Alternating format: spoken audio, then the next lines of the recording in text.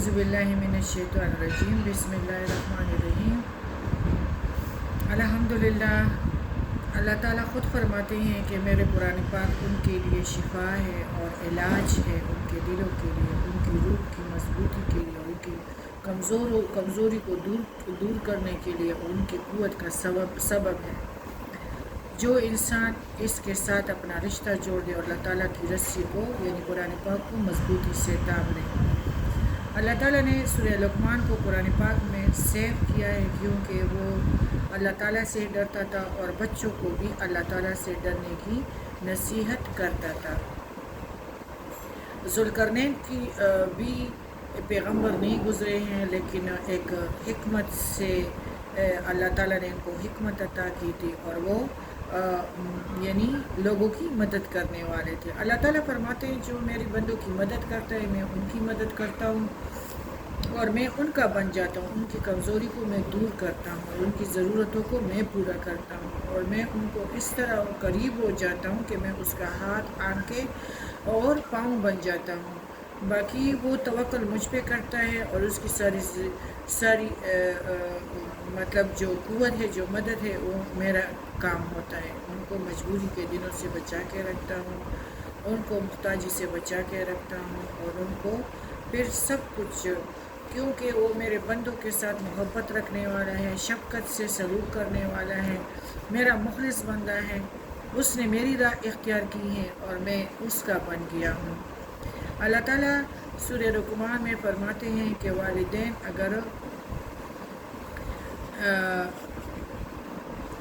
वालिदैन इस तरह है कि माँ तो तकरीबन ज़िंदगी इस तरह गुजारती है कि उसके पेट में बच्चा 9 महीने तक होता है, फिर 2.5 साल उस बच्चे को दूध पिलाती है और हमारे नबी करीम सल्लल्लाहु अलैहि वसल्लम ने फरमाया है कि अगर माँ मुशरिक भी हो, यानी वालिदैन अगर शिर्क पर या दीन के ख़िलाफ़ किसी बात के लिए मजबूर करे तो इनकी बात अल्लाह के हुक्म के मुकाबले में तस्लीम नहीं की जा सकती। दुनियावी मामलात में वालिदैन से अच्छा सलूक, अच्छा बर्ताव, यानी उनको उफ़ तक ना कहा जाए, अच्छा बर्ताव, अच्छा सलूक किया जाए। वालिदैन यानी बिल्कुल मुनकिर हो, काफिर हो, मुहताज हो तो इनकी माली मदद की जाए, दीन के अलावा दूसरी बातों में इनकी आदात की जाए और इनके आगे सर झुका के रखे और इनका अदब करे और एहतराम करे और इनसे मोहब्बत और शफ़क़त से पेश आए। अल्लाह के मुखलिस बंदों के लिए ही यही हिदायत है जो अल्लाह ताला से डरते हैं और वो यही चाहते हैं कि हमारे कफन पे राई दाना मेल भी ना हो और हम सही सलामत, यानी हमारा दिल सही सलामत अल्लाह के सामने पेश किया जाए। तो ये मुखलिस बंदों के लिए यही कुरान और यही नसीहत है। और जो कुरान से मुकर गए हैं, जो अपने आप को कुरान से मुकरना इस तरह है कि अपने आप को भी इससे नहीं पहचाना। ये एक किस्म का उल्लू था, इसने ना ख़ुद को पहचाना ना रब को पहचाना, तो वो कुरान को किस तरह पहचानेंगे कि ये हमारी 70 दिलबरां का लेटर है और अल्लाह ताला ने अपने बंदों के लिए भेजा है। तो माँ बाप से मोहब्बत और शफ़क़त वही लोग करेंगे जो बिल्कुल मुखलिस हो, वो आशिक़ रसूल हो, उनका दिल में अल्लाह हो।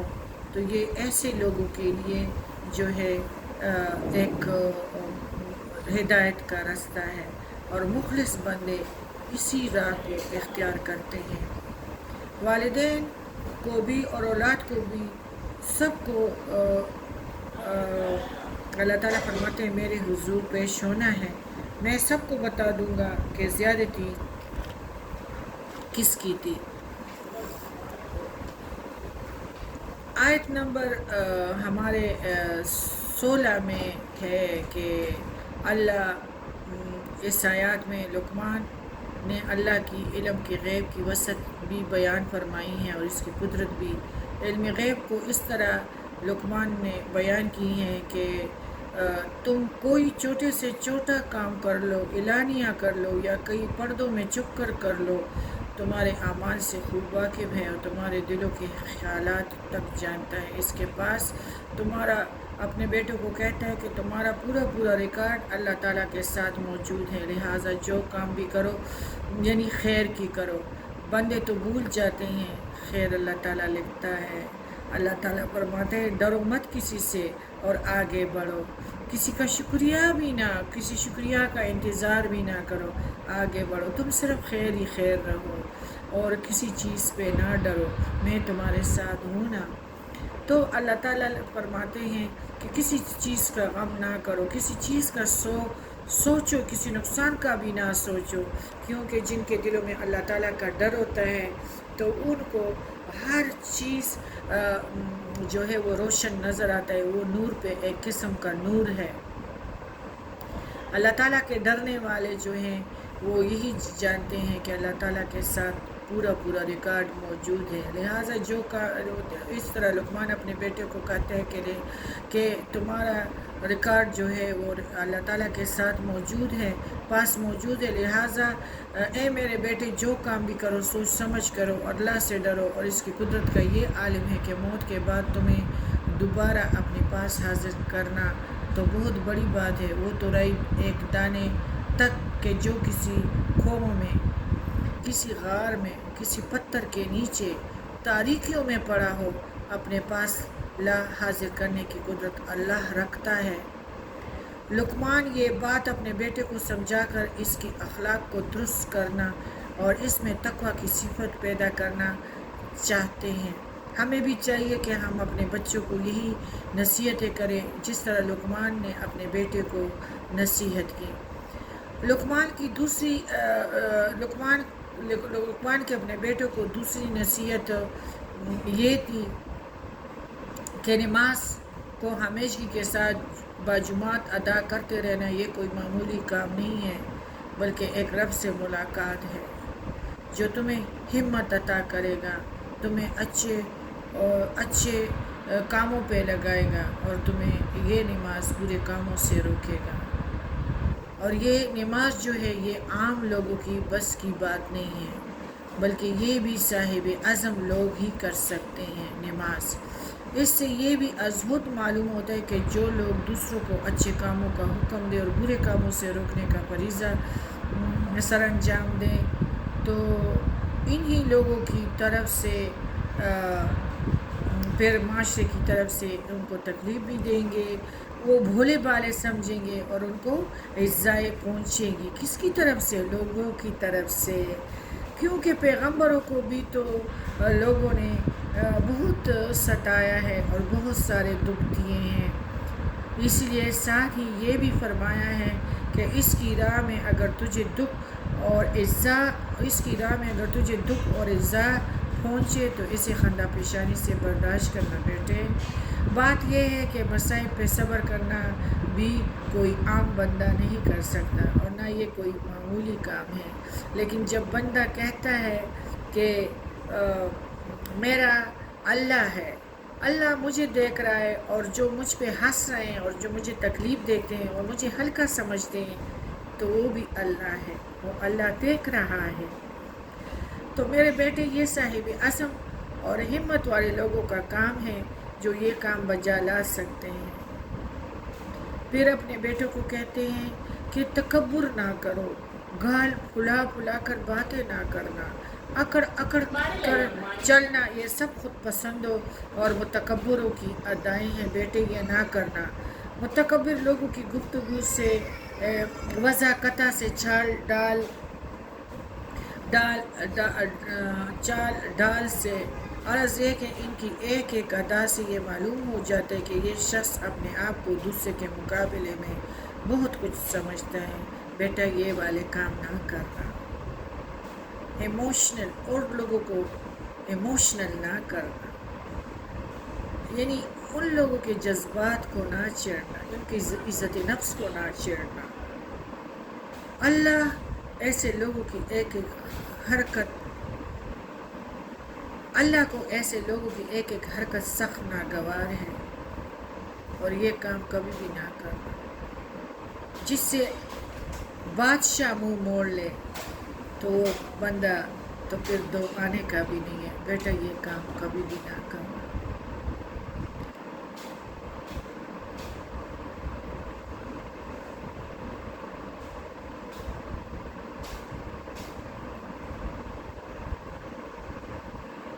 پھر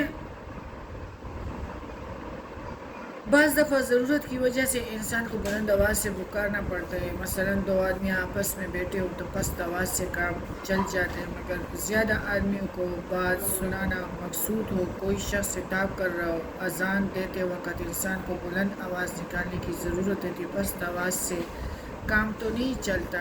ایسے موقع پر بلند آواز سے بات کرنا یا خطاب کرنا تو مذموم نہیں ہے. اور بعض دفعہ استاد کو اپنے شاگرد کو سرزنش کرنے یا ڈانٹنے کی ضرورت ہوتی ہے. اس وقت بھی اگر وہ آواز پست اور نرم لہجہ رکھے گا تو شاگرد پر بھی اثر نہ ہوگا. مضمون چیز یہ ہے کہ کوئی شخص ازراء تکبر, دوسروں پر دھونس جمانے اور انہیں ذلیل کرنے کے لیے بتکلف گلا پھاڑے یا چلا کر بات کرے. اس طرح سے جب کوئی چلا کر بولتا ہے تو بعض اوقات آواز بے ڈھنگی اور بے سری ہو جاتی ہے. اللہ فرماتے ہیں کہ اگر یہ بھی کوئی خوبی کی بات ہوتی تو یہ کام تو گدے کی یہ کام ایک گدے تم سے اچھا کر سکتے ہیں. اس کی آواز سے سب نفرت کرتے ہیں. کائنات کی ہر چیز انسان کی خادم ہے, لیکن ان کی خادم ہے جو اللہ کی قرآن کو رسی کو تام کے رکھے. اس کا ستارہ بلند ہے. خدا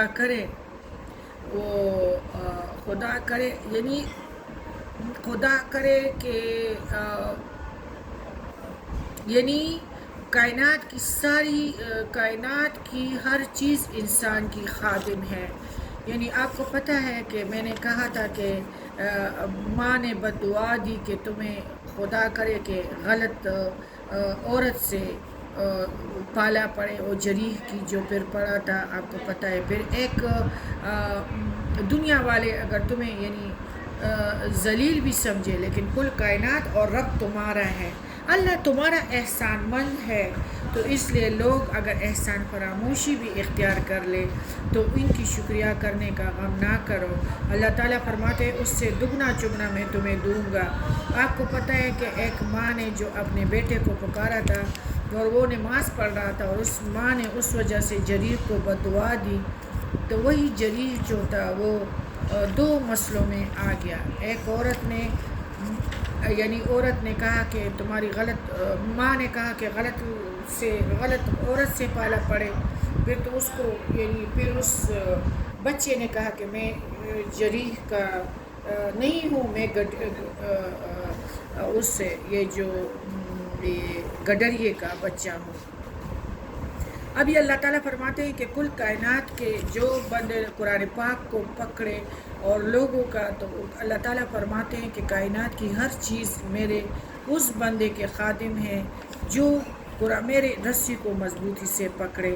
آپ کو پتہ ہے کہ اللہ تعالیٰ نبی کریم صلی اللہ علیہ وسلم نے فرمایا کہ ایک بچہ تھا, یعنی ایک بچے نے جریح نے جب اس سے پوچھا کہ یہ کون ہے, ایک عیسیٰ علیہ السلام نے بولا تھا, ایک جریح پہ جو تہمت لگا تھا ماں کی بد دعا کی وجہ سے, تو وہ بچہ بول اٹھا تھا کہ میں گڈریا چرواہے کا بچہ ہوں. اور ایک وہ بچہ تھا کہ بنی اسرائیل میں ایک عورت جو اپنے بچے کو دودھ پلا رہی تھی, ادھر سے ایک نہایت خوش و وضاح سوار گزرا عورت, وہ عورت اس سوار کو دیکھ کر کہنے لگی یا اللہ میرے بچے کو اس سوار جیسا بنا دینا. تو بچہ ماں کے گود میں تھا, چھاتی چھوڑ کر کہنے لگا یا اللہ مجھے ایسا نہ بنانا. پھر وہ دودھ پینے لگا. پھر وہاں سے ایک لونڈی گزری جسے لوگ مارتے جاتے تھے, اور عورت کہنے لگی یا اللہ میرے بیٹے کو ایسے بنانا. بچے نے چاہتی چھوڑ دی اور بول اٹھا یا اللہ مجھے ایسا ہی بنانا. میں نے اپنے بچے سے کہا کہ تو ایسا کیوں کہتا ہے؟ بچے نے کہا کہ وہ سوار تو ظالم لوگوں سے تعلق رکھتا تھا اور ظالم ہے، اور اس لینڈی کے متعلق لوگ کہتے ہیں کہ اس نے چوری کی ہے، یہ زناکار ہے. اس نے کچھ بھی نہیں کیا ہے، نہ زناکار ہے اور نہ چور ہے، بلکہ یہ اللہ کے بہت قریب ہے. تو بات یہ ہے کہ اللہ تعالیٰ جو بندے کسی کو کچھ نظر نہیں آتے تو وہ اللہ تعالیٰ کے بہت قریب ہوتے ہیں. اس لیے کسی کے بارے میں نہ غلط استعمال کرنا چاہیے. اللہ تعالیٰ فرماتے ہیں کہ میں بے سے بدل کے میں تم لوگوں کے آگے آتا ہوں، یعنی کبھی غریب کی شکل میں، کبھی میلے کچیلے کپڑوں کی شکل میں، کبھی پاگلوں کی شکل میں. میرے بندوں سے محبت کرو، میرے بندوں سے محبت کرو، میرے بندوں کی اطاعت کرو. اس کو جہنمی نہ کہو، اس پہ ہنسو ہی نہ. میرے بندوں سے کرو، میرے بندے. پھر میرے کائنات کی ہر چیز جو ہے وہ تمہاری خادم ہے. میں بھی تیرا ہو جاؤں گا. وہ تو آپ کو پتہ ہے کہ اونٹنی جو گم گئی تھی اور نبی کریم صلی اللہ علیہ وسلم نے فرمایا کہ اس خوشی کی وجہ سے جب اس کو اونٹنی مل گئی تو اس کی خوشی کی وجہ سے اس کی زبان پھسل گئی. اس نے کہا کہ تم میرا رب ہو، یعنی تم میرا مالک ہو اور میں تیرا خادم ہوں. تو اللہ تعالیٰ اس طرح تابعداری سے پیش آتا ہے. اتنے قرآن کی روشنی کے ساتھ جو اللہ تعالیٰ نے جوڑے ہوئے ہیں، تو اللہ تعالیٰ اس کی ضرورتوں کو پورا کرتا ہے. اور جو زمین کے ساتھ اس کا آسمانوں کے ساتھ یعنی کل کائنات کو یعنی اللہ تعالیٰ جگڑ کے رکھا ہے کہ میرے اس بندے کی وہ بن جاؤ. یعنی یہ کاروبار اللہ کے ساتھ کرنا چاہیے، مرد ہو یا عورت ہو. یہ ایسی تجارت ہے تو یہ کوئی بھی نہیں کر سکتا. لیکن جو کوشش کرتا ہے کہ مجھے اللہ تعالیٰ کا قرب مل جائے تو وہ بڑی خوبی سے یہ زندگی کے دن نبھاتے ہیں اور ان کو کسی چیز کی فکر بھی نہیں لگتی. اور یہی ہے کہ ان کے روح کو فرشتے بچے کی طرح پیار کرتے کرتے ایک دوسرے سے لیں گے، جس طرح پیارے بچے کو لوگ وہ زبردستی سے لیتے ہیں اور اس دنیا سے وہ پرواز کر کے چلا جائے گا. سبحانک اللہم و بحمدک اشہد ان لا الہ الا انت استغفرک و اتوب الیک.